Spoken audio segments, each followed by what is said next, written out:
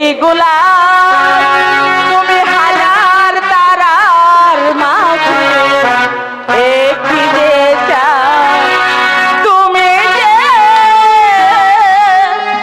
আমারে আমারে আমারে আমারে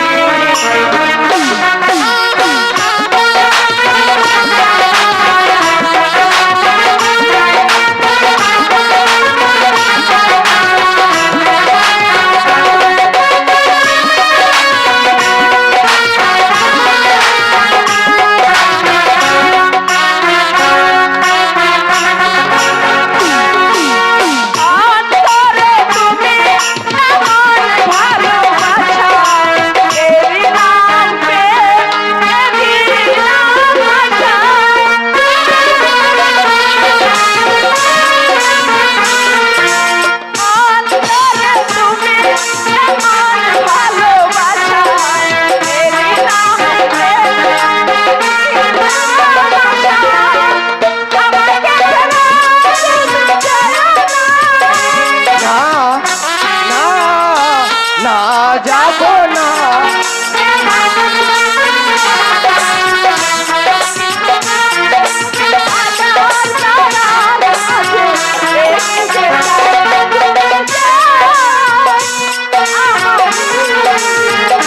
তোমারি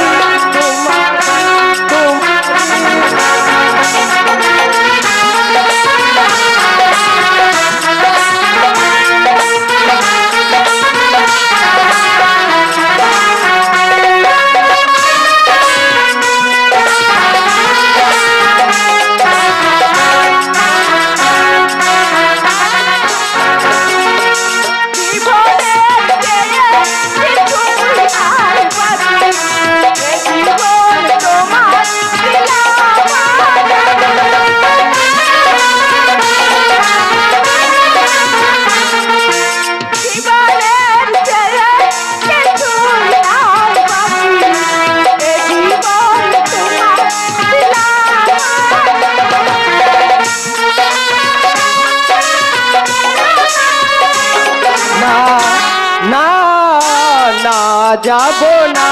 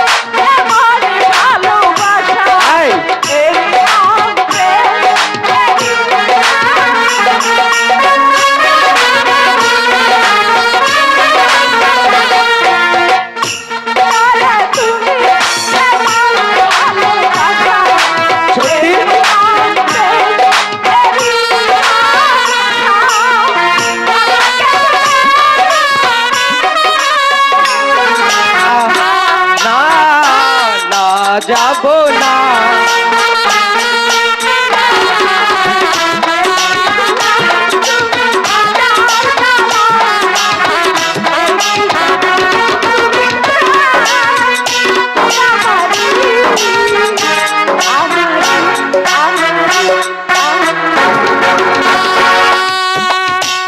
চলো তারা, বলো।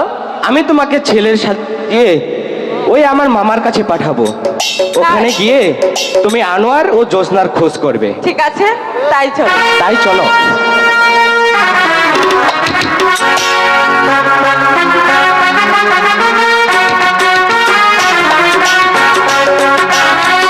মাহফুজের অভিনয়ে সন্তুষ্ট হয়ে মাহফুজের মামা তাকে 100 টাকা দিয়ে পুরস্কৃত করেছে। ওর আম্মা তাকে 500 টাকা দিয়ে পুরস্কৃত করেছেন।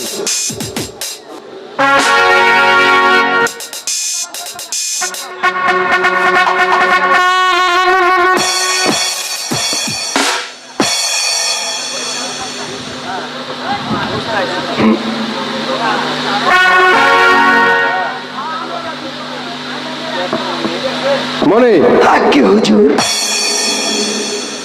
কত বন জঙ্গল তো খুঁজে এলাম, কোথাও জোসনাকে পেলাম না। পাবো না।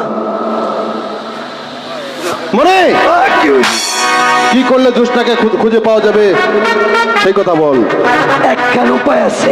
কি সেই উপায়? এই বেশে জীবনে জোসনারে পাওয়া যাব না। কিভাবে পাওয়া যাবে সেই কথা বলতে বলছি তোকে। এই যে এই পোশাক আর এই পোশাক খুইলা অন্য একটা বেশ ধরতে হবে। ওই আকাশের জোসনাকে আমার হাতে মুঠোয় পেতে যে কোনো ব্যাস ধরতে আমি রাজি আছি মনি। তুই বল কি সেই ব্যাস ধরতে হবে? রাজি? হ্যাঁ হ্যাঁ রাজি আছি। ওই যে ঠাকুর বাবা বাজারে দেখেছি ক্যাট ক্যাট ক্যাট ক্যাট করে কাটতেছে।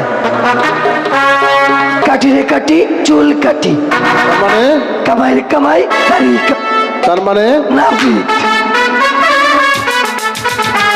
জোসনাকে পাওয়ার জন্য আমাকে নাপিতে বেশ ধরতে হবে। হ্যাঁ, তা না হলে পাইবেন না। ঠিক আছে মানে ওই জোসনাকে আমার হাতের মুঠে আনার জন্য প্রয়োজন আমি নাপিতের বেশি ধারণ করব। তারপরেও ওই বেদের মেয়ে জোসনাকে যে আমি চাই চাই চাই মানে আমরা দেরি করে লাভ নেই মনে।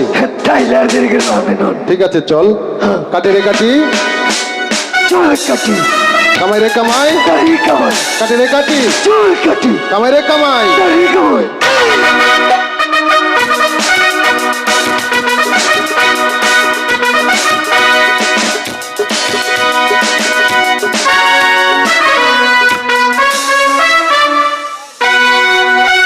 জোসনা, সাহেব আমি যে আর চলতে পারছি না জোসনা। ওই